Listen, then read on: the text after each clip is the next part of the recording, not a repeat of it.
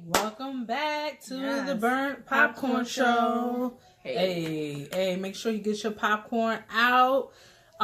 Sit back, relax, and watch the show all the way to the end. Make sure you subscribe, like, comment, and share.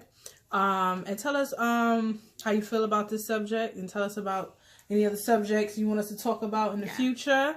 Today, as the title says, we're going to talk about the Breakfast Club interview with Tekashi69. This is basically about how we felt before this Breakfast Club interview, then how we felt about it, and how we feel afterwards about Tekashi, and his music, and his influence, and what he's doing in the world. So, you know, we do like his one song, Come On. You know, I do like that song. Get you hyped, get you pumped up. Right, but at the same time, this type of music, the way it influenced the youth, I don't like what's being said. The glorifying being a gangster, glorifying sex and drugs and all of that. How you feel about it? I totally feel the same way. I feel as though it's definitely putting a bad image, very bad image.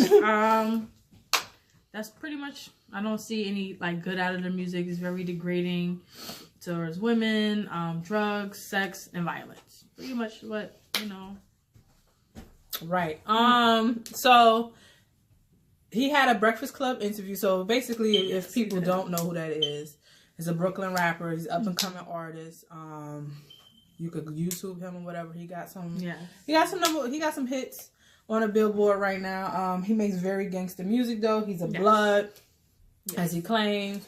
And he went on to the Breakfast Club to basically, I guess, talk about the controversy that's been surrounding him. Music. So basically, because he's a blood, he been kind of, the way he's been moving is that he don't really have to, I guess, check in with people or with other bloods when he go out of state, which basically checking in is kind of making sure everything's all right when you get there, making sure you have someone to kind of escort you around, I guess, to make sure they have your back. How do you guys feel about that? And tell you where to go, where not to go, because you know you're a blood, you can't go in every hood, right? So I guess he ain't saying he ain't checking in with nobody. He's saying he run New York. I ain't never seen him. He the hottest rapper in New York. He's saying, what y'all think? He's saying, come test my gangster. Mind you, he's like 5 feet or something. But he surrounds himself with thugs. So anything he's saying, his goons is gonna handle. So it's easy to talk a lot when you got people that fight for you. Talk a lot. Before we even get to what happened in the interview, there was an airport video that came out. Yeah. When he was at the airport, him and his goons got into it with some two random dudes. Basically, they put him back into the airport, kind of shoved him back, protect the merchandise. And his people went and fought outside. Did you see that? Yeah, I saw it, but I ain't see him fight. I ain't see him fight whatsoever. I ain't see him throw no balls. I ain't see nothing. I just saw him go straight to the ground. That was it. Yo, so he went out like he was about to do something. Afterwards, he ended up falling and touched nobody and hit nobody, but he got a lot to say about the dude getting stitches. A lot to say. That you didn't put on him. So not at all. He seems to run his mouth a lot, but he's not the one that's going to be backing it up. Stirring the people around him going to be backing it up. So, back to the interview. What you think about the Breakfast Club interview, how he handled it? Do you feel differently about him afterwards? Actually, I do feel differently. I had no idea that he can control the audience the way he did. He did the interview very, very well. Yeah. He spoke very good. He answered the questions very good. Yeah, so Charlamagne obviously was trying to trip him up. Ended up backfiring. He had an answer for everything. He had an explanation for everything. And he really controlled the interview. He did very well. He didn't let Charlamagne speak a lot. No. And that's something to say about a new up-and-coming artist. He wasn't nervous. And he's young. And he knew how to command that room and to make the interview go the way he wanted it to go. So kudos to you for that. It seemed like he did have some business sense. He was talking about, you know, when he was in Houston, some stuff happened. He knew some things was a setup. He explained why he didn't perform in certain places. He explained. He knows how to manipulate a story to make himself look like the best outcome. But having said that, even though you smart, you seem to be, business smart, you still perpetuating these stereotypes. Yeah. You still promoting and glorifying gangbanging. And by you still saying, no one gonna touch me, no one gonna dare touch me, you inviting all of this negativity into your life. Like, it's supposed to be about the music. It's supposed to be about the music, about the money. And you over here talking about trying to be gangster the whole time. Like, okay, you a blood, calm down. Right, okay. So there's a lot of people, get your money, do what you have to do. This is the industry you chose to be in. Did you just start this gang? It's not the first time people have been in gangs. So it's like, slow your roll. that's what the problem. So he got this controversy with other bloods and other industry people making Instagram videos about him, about how disrespectful he is.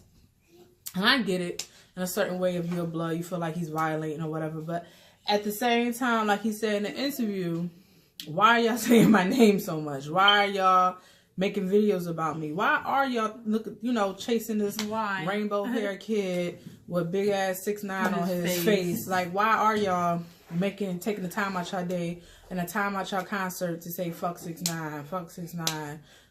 This is somebody that just came out last year sometime. Like, the game. So, like, the game, you too big for this. You too old for this.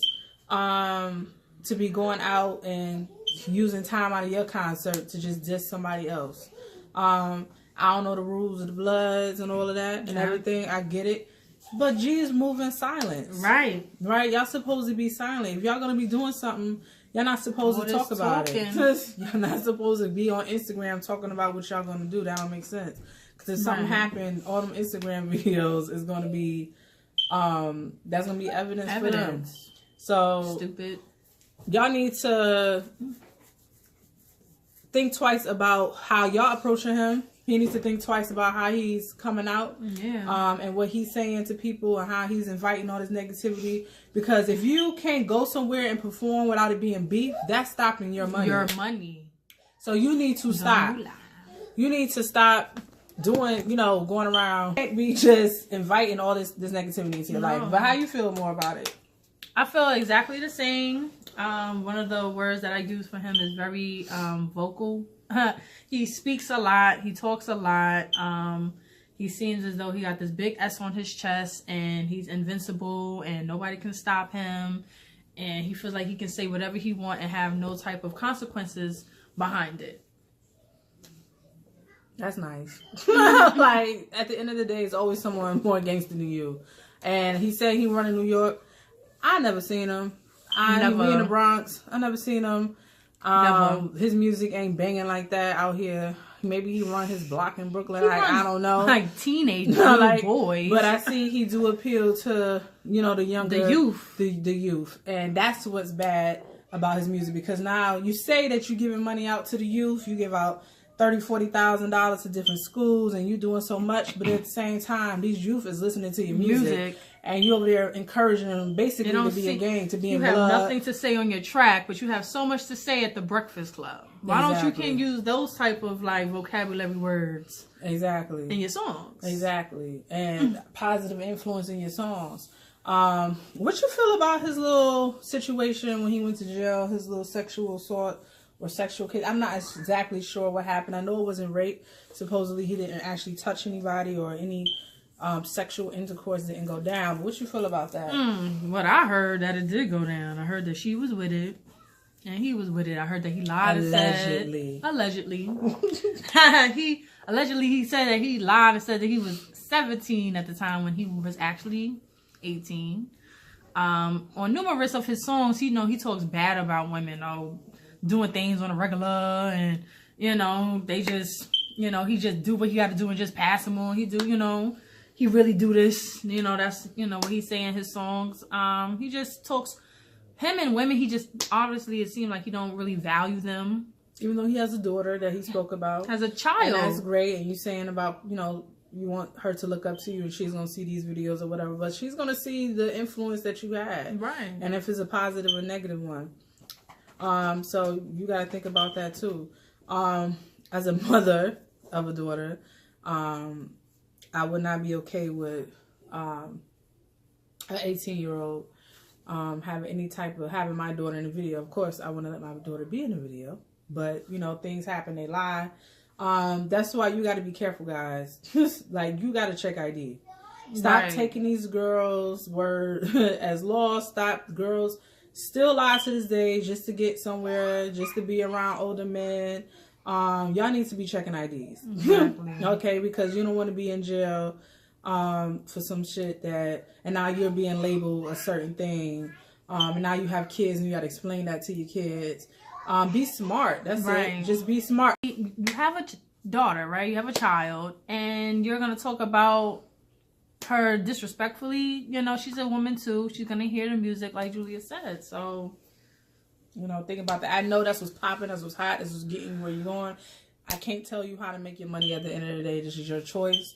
But I just wish more rappers understand their influence and what they doing to the youth and what they doing to the world. Whether they want to be a role model or not, you are. Yeah, it's getting you money right now, but this is gimmicky. Like, this is not longevity. This is not. He's not gonna be in a game for a long time. Come and go. There's too much negativity. How many rappers? I can't even count them now. Before it used to be a set number, and I knew everybody's name. I don't know nobody's name, nobody's song, nobody. Too many nothing. Little anythings, little this, little that. They all look the same. They all got something on their face. Everything has a gimmick. The rainbow hair is just a gimmick to get publicity, and it's working. And that's what he's trying to do. Y'all falling right for working, it. But we have to. Like, okay, it's working right now, but then you're going to look back on it like, wow, I wish I could have used my platform, you know, for more positive messages. You're young now, though, but that's, you know, what's going to happen. But, you know, my advice to you is just slow your roll. Slow down. Understand you wasn't the first and you ain't going to be the last. No. And this is what you chose, so you got to move in certain ways. And everybody else, get off of his thing. Like, get off his thing. It's like, okay. Come on. It's y'all giving him too much attention. Y'all giving him too much attention. So we want to hear what you got to say about this subject. And do you feel like you like his music? Do you not like his music? Do you think his music is influential? Niggas envy Stiffy up. Do you feel like he is the hottest rapper in New York? Do you feel like if you from New York, do you run New York? Do you feel like he should be as arrogant as he is? Let us know in the comment. We want to talk about it. And let us know too what else you want us to talk about, what you want us to address. Well, that's it for now. Check out our next video. Yes. Coming out. We got 2 videos coming out for you. So click this one off, click the other one on. Remember, subscribe, like, comment. See you next time.